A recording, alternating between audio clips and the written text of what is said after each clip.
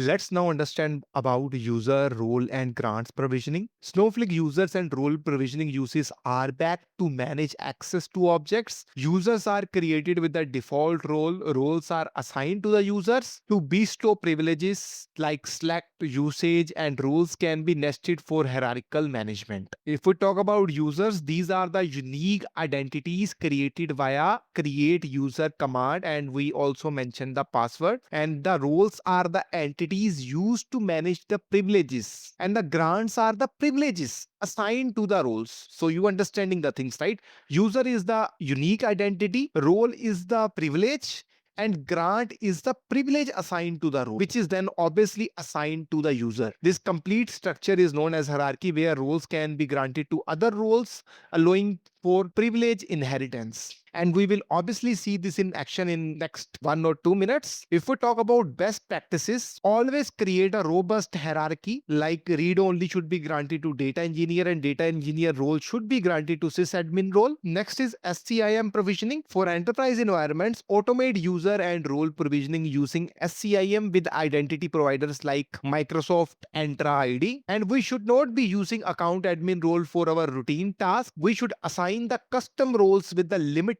privileges only to do the regular work. And we should use show grants to user to audit permissions. Let's go to Snowflake and see these in action. First thing first, I will say use role security admin. And then I will create a role. I will say create role if not exists. And then I will mention my name. Let's say data analyst FR. Let's say this is my functional role, and that's why I had suffixed that with FR. Next thing, I will create two more roles. Those roles I will be using to build a hierarchy. Okay. So let me add comments as well. Okay. So first thing, this is my functional role. Okay. And now I will create two access roles. So I will say create access roles, and I will say create role if not exists, and let's say sales, and this will be my read role. And as this is access role, I am saying AR. And let me create one more role. I will say create role if not exists. I will name this as sales reporting right access role. So I will say AR. Perfect. And then let's build the hierarchy. I will say build the hierarchy. Maybe my spelling is wrong, but I know you understood it. So I will say grant role, read access role to role data analyst functional role. Okay, so I am granting the lower roles to the one step higher role. Similarly, I will just copy paste this one, and I will grant my reporting role as well to data analyst role. Perfect. That's pretty much. And then I will grant my data analyst role to my sysadmin role. In this way, a complete hierarchy is built. It actually allows the custom roles up to system admin for the higher visibility. Okay. So let me go and say grant role, and I will copy paste this one to role sysadmin. And now I am switching back to my sysadmin role. I will add a comment as well. I will say switching, and then I will say use role sysadmin. I will create a database and a schema.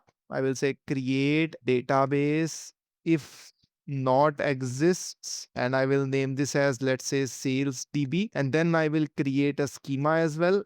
Create schema if not exist, and I will say sales db dot, let's say, raw. And now I will move back to my security admin role. I will say use role security admin. Why I am doing this? Because in order to grant the usage on this database and schema, we should always use the same role by which we had created the roles. Okay.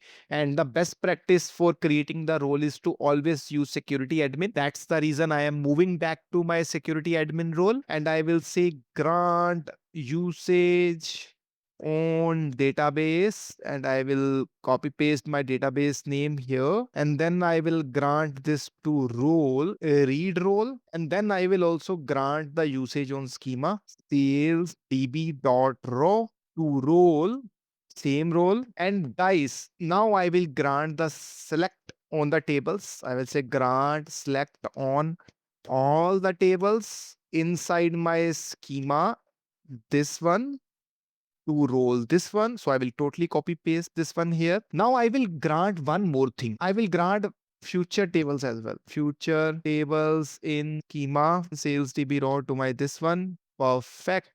Perfect. So now what happened is, as per this hierarchy, my read role is having usage on schema, database, and tables, as well as on future tables. And this read role is then assigned to my data analyst role, and then data analyst role is assigned to my sysadmin role.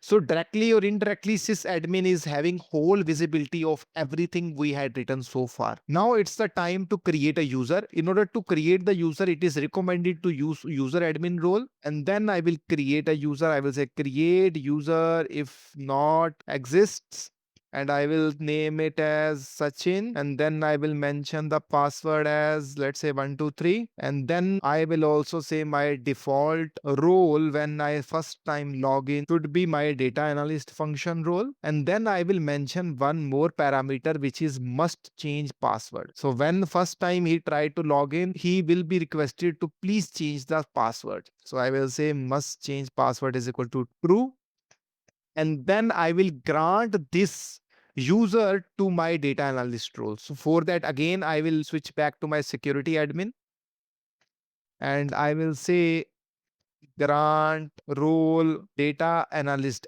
fr, copy paste to my user, and my user is Sachin, and that's it, guys. It's the very time that I should select all of them and click on Control plus Enter to run all these 19 scripts one by one.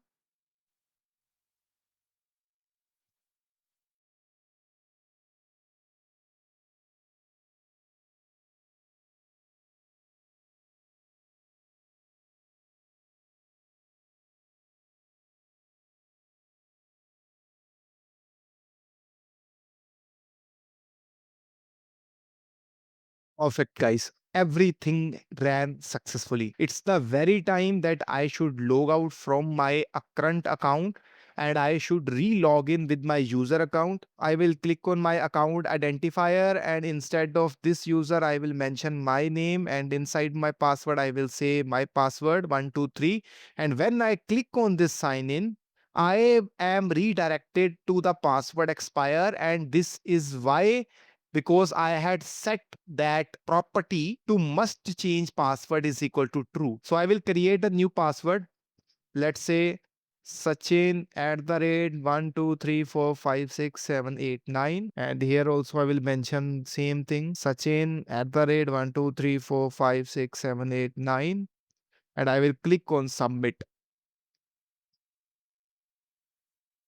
And I had logged in into my user account. If I go to my workspaces, I should be seeing automatically the default role selected should be data analyst FR. So I will immediately click on a SQL file. By default, it had selected a role of data analyst FR, and I am having the roles below that as well because of the hierarchy. So data analyst FR is the parent role, and then these roles are also visible because of the hierarchy which we had created. That's how you can work with users roles and grant provisioning. We had done these things in multiple times in other tutorials as well. So as you move forward, you will automatically be getting very much familiar, because we will be repeating these kind of steps, because for many tutorials we had created roles, users, to show you how these things work. That's pretty much about users roles and provisioning. Thank you so much for watching.